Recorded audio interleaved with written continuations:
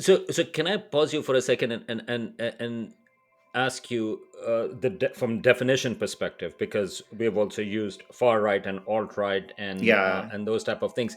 How do you define? So for when we are having this conversation, alt right, far right, white supremacist. I mean, how do you define those things? Are there difference, or are there different words for the similar groupings?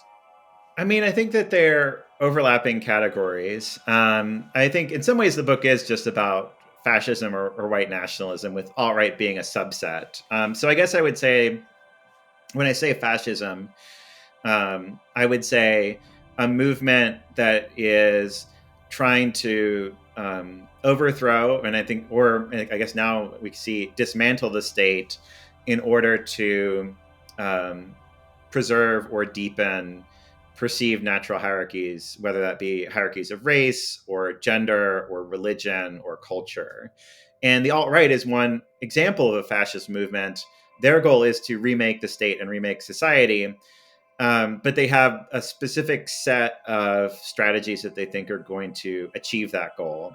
And I'm still uncertain about like this current status of the alt right at this point. I thought that they had maybe passed away into something else, but we're seeing a resurgence of them in other ways.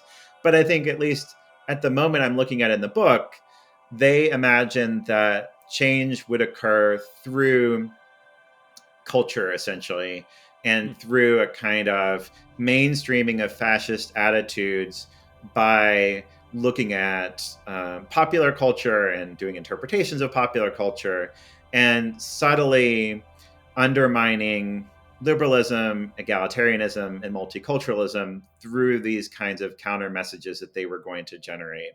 Obviously, that's not the entirety of what's associated with the alt right. There are plenty, I think, of people on the alt right who turned in a very much more violent direction, using terrorism in order to achieve their goals. And I should also add, like, this is not a movement that whose ultimate goals won't be violent. It's a movement dedicated towards genocide and extermination and domination as well. But I think that's kind of the terrain. A broader coalition of fascists that are devoted to preserving and deepening hierarchy, even at the cost of overthrowing the state, and a smaller tendency within that is sometimes present and sometimes not, that sees that as achievable at first through a kind of ideological persuasion or ideological subversion through culture like science fiction.